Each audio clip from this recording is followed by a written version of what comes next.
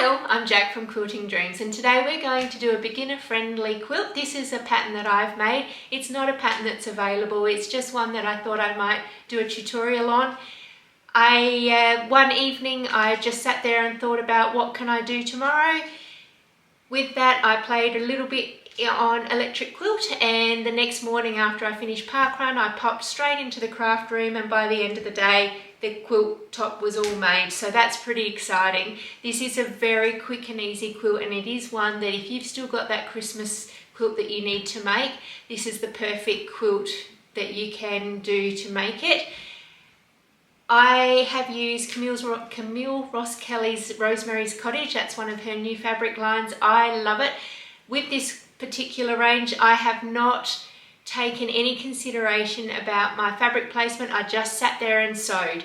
I just wanted a day where I could sew and not have to think about what I was sewing, and I actually think it's turned out beautifully just by having a go and just letting it fall into place how it needed to fall into place. So let's get started. Okay, so let's have a look at the fabric that we'll require for this quilt first. So first of all, you'll need approximately 1.5 jelly rolls, but if you're using your scraps, that's no worries. But approximately 1.5 jelly rolls. You'll need 25 5x5 pieces of fabric. I used a layer cake to get mine, so I'll use the rest in another quilt. But if you've got a charm pack or you've got a fat quarter bundle, you can certainly get your 20 5x5s out of that, and that would work perfectly fine. For the outer border, I'm using the blue dot for my outer border. The outer border is 5 inches wide, so you'll just need to make sure you have enough fabric for that one. For the inner border and the 6.5 inch squares, you'll need a white fabric. Now I'm using a Bella Solid, and let's have a look at what one that is. This is Bella Solid 98, so I'm using that one for this particular quilt. So that's the fabric that you will require. You'll also need to have backing and some binding. I haven't worked out what I'm going to use for that yet, but I'll definitely, as I'm making the quilt, we'll work that out as we go. So I'm just going to pop those ones aside. Now, the block itself, what you'll need is a few little bits and pieces. So you'll need some interfacing. So the way that it was taught to me, if you wear it, don't tear it. So this is tearaway. It's just a medium weight tearaway that I'm using. I've then got my 10, so that's 10 by 10. I've then got my 10 by 10 white piece of fabric, so that will allow me to do my embroidery on it. Then you'll need your 5 by 5 coloured piece that you'll put, it'll either be a heart or a star that you're going to put on there. And that's what we need for embroidery. You'll also need to make sure that, because we're doing applique, that you have your backing sheet as well, which will take off just before we applique it on. So I'll just move those to the side. Then to complete the block, you'll need one 6.5 by 2.5, two 8.5 by 2.5, two 10.5 by 2.5, two 12.5 by 2.5, and one 14.5 by 2.5. So that's what you'll need for each block, and you'll need to times that by 25 because there's 25 blocks in this quilt. That's pretty much everything that you're going to need. So we're going to get started. Sorry, I was just going to show you. These are the two blocks. These are samples of the two blocks. So this is the sample with the heart. So I've embroidered this heart, but you could do anything you like in that 6.5. Finished size is 6 by 6, but 6.5 by 6.5 unfinished. So you could do anything in that. Last night was just thinking about what I could do today when I was quilting. I wasn't planning on doing a video on this one, but I thought it actually turned out quite well, so I thought I would share this video with you all, and you could have a look at it and maybe be inspired to create something yourself. So this one here is the heart, and this one here's the star. So there's only 3 of the stars in my quilt, but you could alternate the hearts and the stars, and you could have plenty of them. Whatever works for you, and whatever whatever you like. Now the fabric that I'm using for today's quilt is from Camille Roskelley, and it's Rosemary's Cottage, or Rosemary's Rosemary's Cottage. I really like this fabric. I love all of Camille Roskelley's fabric. I think it has such a lovely subtle, it's just lovely and subtle, and I think it just works beautifully in any quilt that you create. Just recently I made an echoing heart quilt using her light-hearted fabric, and today I'm using this one here. I'm always looking at ways that I can use Camille Roskelley's fabric, coming up with my own creations, as well as using some of the creations that are out there that other people have created. So we're going to get started with making the block. So in order to do that, what we need, I'm using my embroidery machine. My embroidery machine is the Brother PR1055X. So I'm using that for this, and I'm using these magic frames. These are, I'm not sure if they're just in Australia or they're all around the world. I know there's lots and lots of versions of this that people can use. So firstly, what you want to do is put your tearaway piece down. Then you'll want to put your 10 by 10 sitting on top of that. So you just pop that on so it sits nicely on top. Then grabbing your magnet frame, snap that on. It's that simple. Then I'm going to take this over to the embroidery machine. We're going to stitch out the line.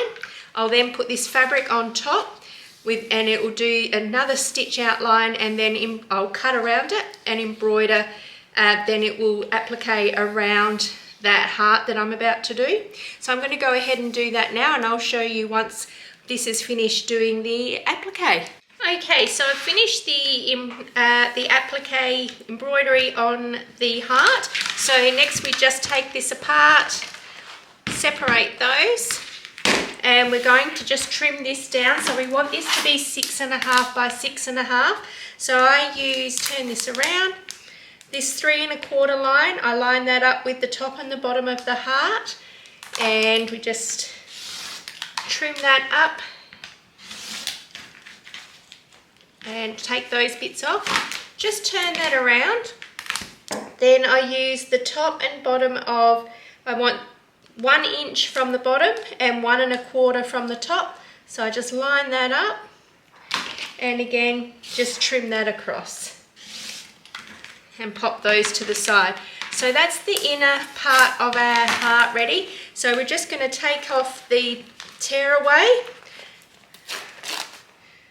Just grab that off. And at the very end I'm going to take all the middles of the hearts out, but I'm not doing that just yet.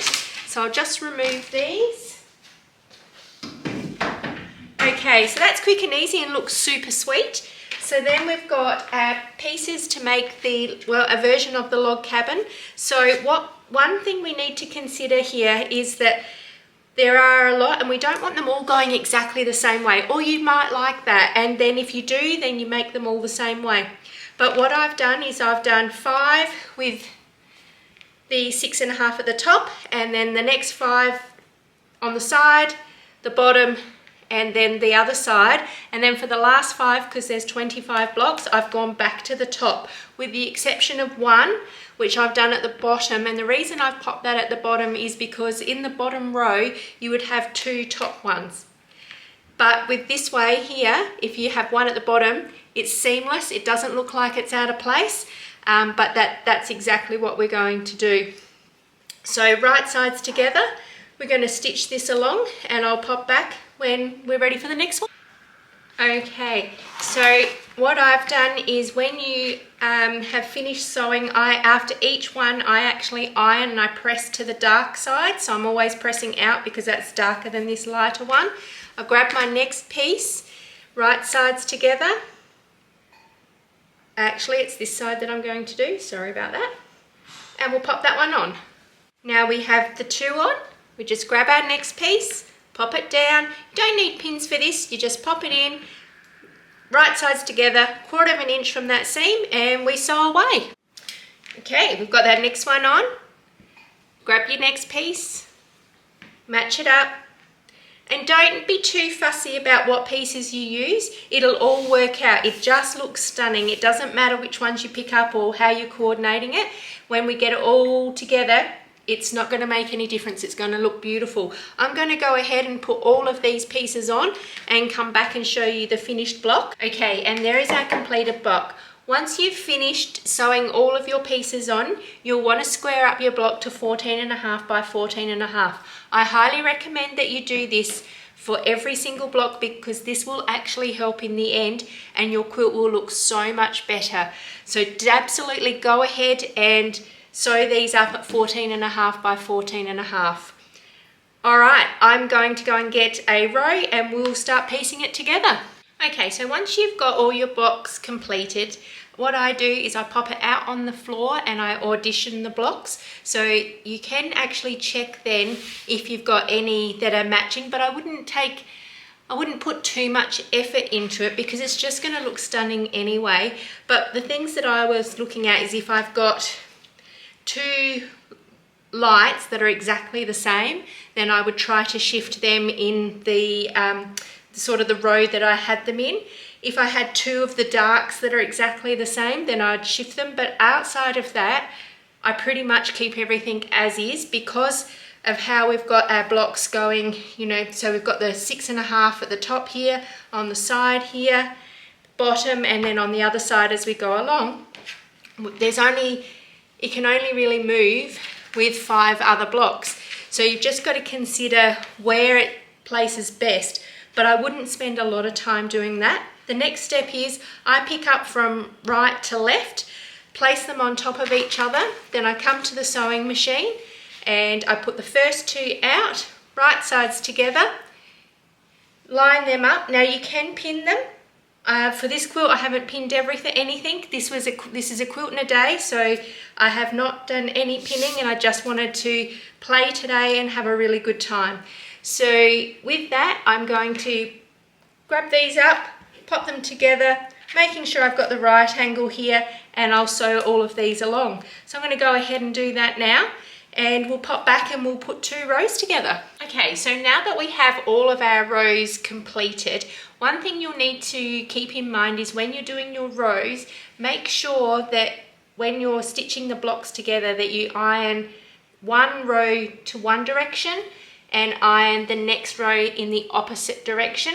That way when we now piece them together, the 2 rows, then we'll make sure that those seams nest beautifully. So we're going to grab this is the bottom 2 rows, got a star in the bottom corner there. We're just going to place them right sides together. Now this is the first time that I am going to pin today.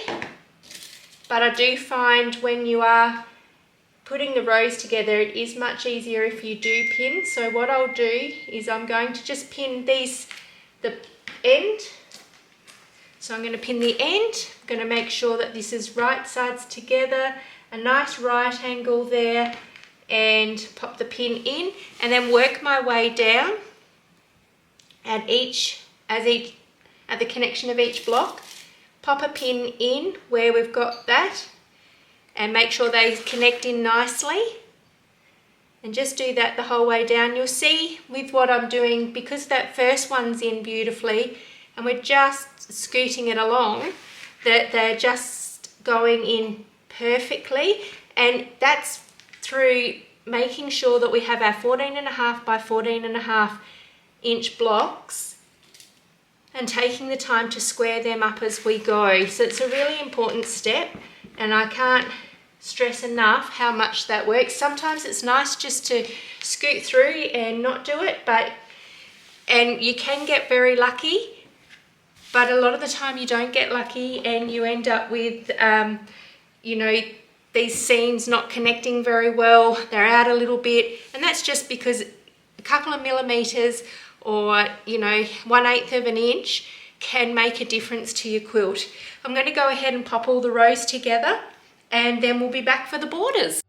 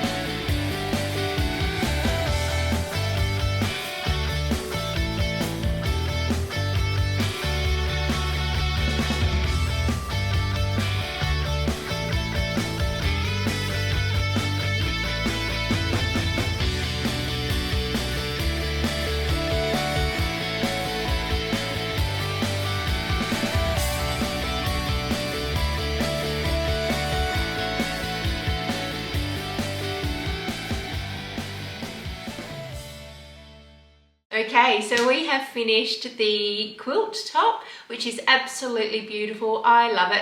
I'll just pop a photo up of that quilt top here for you. It is super beginner friendly, and I hope you've enjoyed this tutorial as much as I've enjoyed making it.